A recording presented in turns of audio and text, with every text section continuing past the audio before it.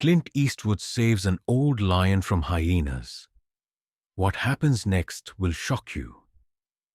The African savanna stretched endlessly under the fading light of the setting sun, painting the sky in shades of crimson and gold.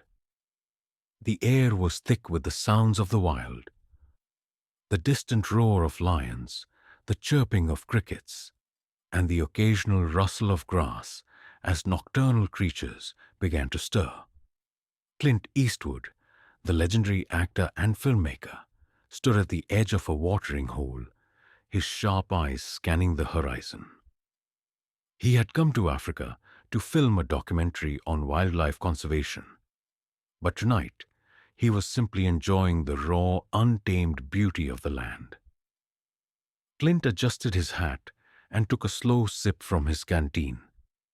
The crew was back at camp, preparing for the next day's shoot, but Clint had always been drawn to the solitude of the wild. It was in these quiet moments that he felt most alive, most connected to the world around him.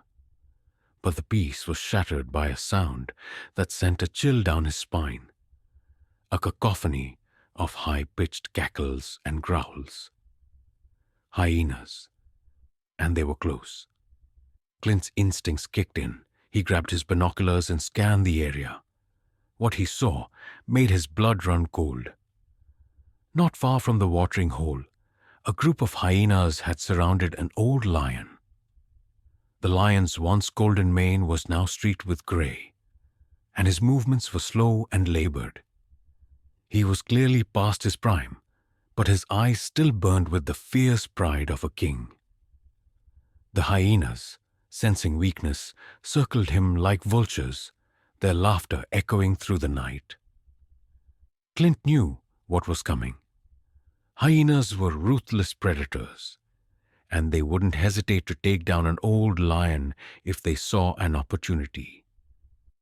He had seen enough nature documentaries to know how this would end, unless he intervened. Without a second thought, Clint grabbed a flare gun from his jeep and sprinted toward the scene. The hyenas were too focused on their prey to notice him approaching. He fired the flare into the air, its bright light illuminating the savanna like a miniature sun. The hyenas scattered, their cackles turning to yelps of fear. But the old lion didn't move. He simply stood there, his chest heaving, his eyes locked on Clint. Clint approached cautiously, his heart pounding in his chest.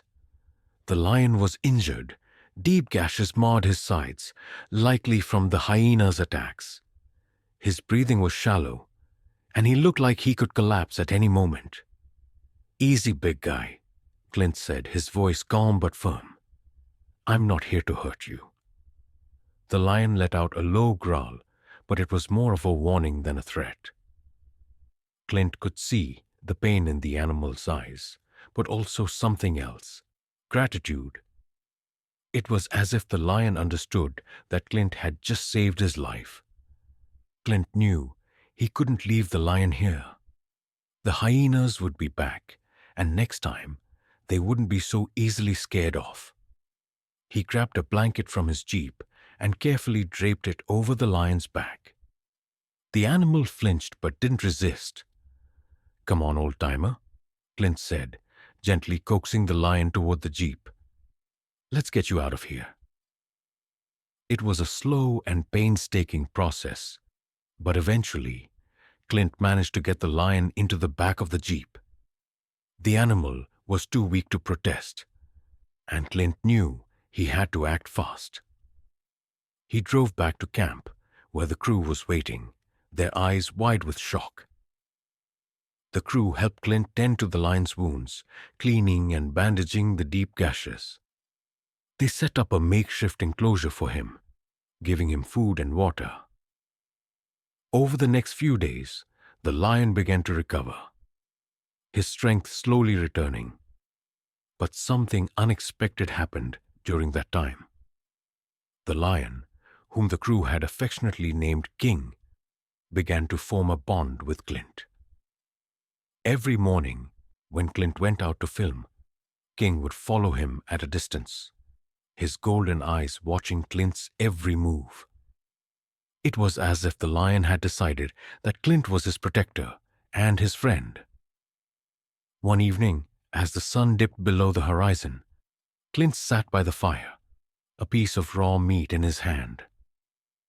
King approached cautiously, his tail swishing lazily. Clint tossed the meat onto the ground, and the lion sniffed it before taking a bite. "You're not so tough anymore, are you?" Clint said with a chuckle, scratching the lion behind the ears.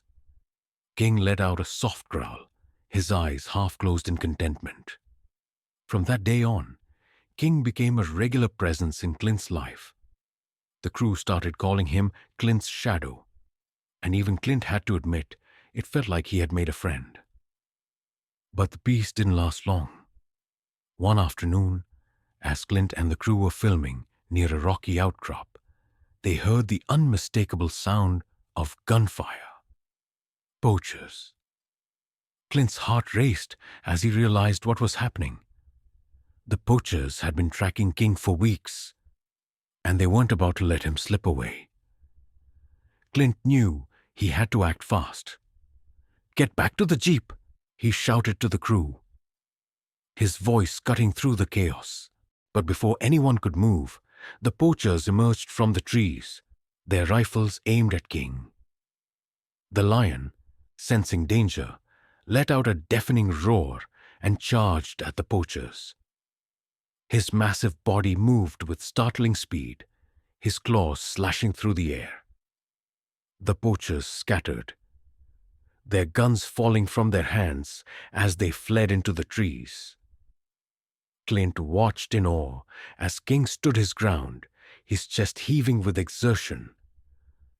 The lion turned to Clint, his golden eyes filled with something that looked like determination. "You saved me," Clint said, his voice barely above a whisper. "Now it's my turn to save you." The final showdown, man and beast against the world. Clint and King worked together to track down the poachers, their bond stronger than ever. They moved through the wilderness like a well-oiled machine, each one complementing the other's strengths. Finally, they cornered the poachers in a remote cave.